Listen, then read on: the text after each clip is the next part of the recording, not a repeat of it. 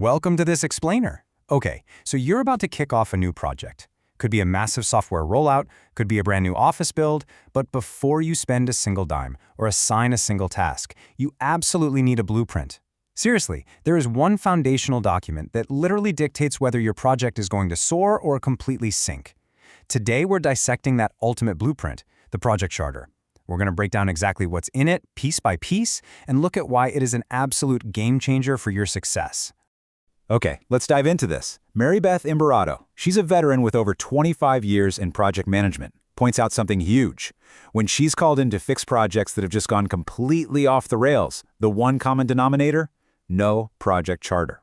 The stakes here are massive, right? Trying to manage a project without this document is, well, it's like trying to build a house on quicksand. A solid charter aligns your stakeholders, secures that all-important formal approval, and stops catastrophic scope creep before the real work even gets started. So how do we actually build this thing? Here's our roadmap for today. First up, the project's North Star. Second, defining the vision. Third, execution, risks, and constraints. Fourth, the power of approval. And finally, who holds the pen? Let's get right to it. Section 1. The project's North Star. You can think of this first section as the geographic coordinates that ground your whole initiative. Any good project charter kicks off with project identification. The goal here is to immediately clarify what on earth the project actually is, who's paying for it, and who's running it. I know it sounds super basic, but you would be shocked by how often projects kick off with the total cloud of mystery around leadership and funding. So we break this down into 3 key elements. First, you've got the project name, make it clear and descriptive, skip the vague corporate jargon. Next up is the project sponsor. This is the person, or sometimes a group, who is actually ponying up the funding and resources. They hold the ultimate authority to either greenlight the project or pull the plug. And third, the project manager. Laying this out establishes that crucial link between the person with the money and the person leading the daily grind. Putting it in writing just instantly wipes out any confusion about who is actually in charge. Moving on to Section 2, defining the vision. All right, this is where the project's ultimate purpose and its boundaries get cemented in stone. We start with the business case. Basically, the why. Why are we doing this? Are we solving a specific headache, chasing a market opportunity, trying to comply with a new law? Once you have the why, you need project objectives. And these can't just be vague wishes. We're talking SMART goals here. Specific, measurable, achievable, relevant, and time-bound. But now, what's really interesting about this part is the high-level scope. Sure, it describes what is included, but arguably more importantly, it explicitly spells out what is excluded, meaning what is strictly out of scope. Trust me, defining exactly what you are not going to do right on day one is your absolute best defense against scope creep down the line. Section 3. Execution, risks, and constraints. Okay, with the vision locked in, this execution plan pairs tangible outputs with realistic expectations. We lay out the key deliverables. These are the actual, tangible things the project is going to churn out, like that new software module or a finalized research report. Then, we pair that with a high-level milestone schedule. And notice I said high-level. We are not building a super detailed day-by-day task list just yet. We're just planting flags from major checkpoints, like saying the design phase will be done by October 1st. Finally, we drop in a budget estimate. Again, this is a rough estimate of the financial resources you'll need, just to give the executives a clear picture of the investment before they actually say go. And this brilliantly illustrates the proactive power of a charter. Every project operates in the real world, and the real world is full of unknowns. So we document our assumptions. These are things we firmly believe need to be true for the project to work.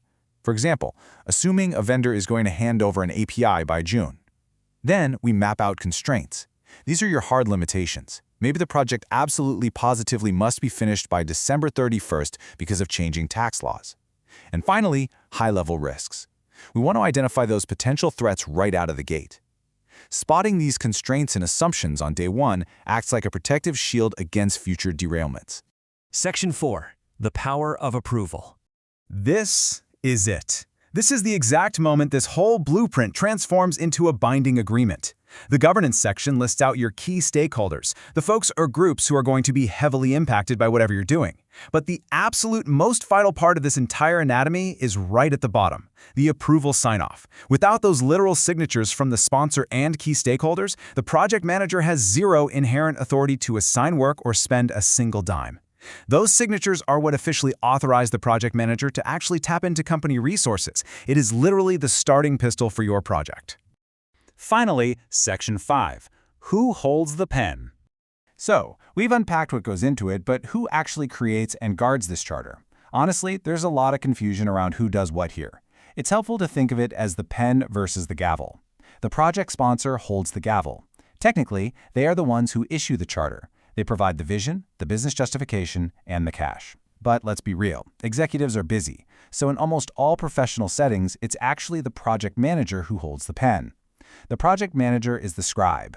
They draft the document based on the sponsor's grand vision, and then they act as the ultimate custodian of the charter once the ink is dry.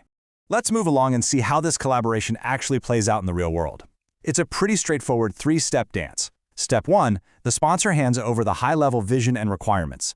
Step 2, the project manager takes all that, facilitates the messy discussions, and drafts the actual charter document.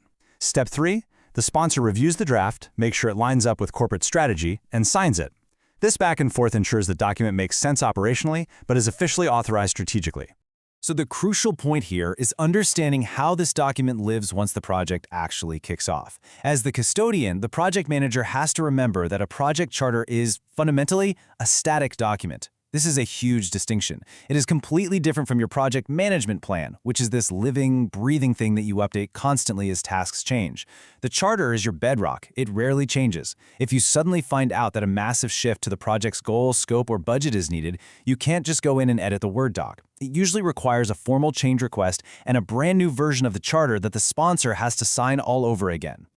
And there you have it, the complete anatomy of a project charter, from top to bottom. By clearly defining your North Star, setting incredibly firm boundaries on the vision, spotting constraints early, and locking down that formal sponsor approval, you take a chaotic floating idea and transform it into a structured, executable mission. You've got the blueprint, you know exactly what sections you need, and you know who holds the pen. So the only question left is, are you ready to build? Thanks so much for hanging out with me for this explainer, and I'll catch you in the next one.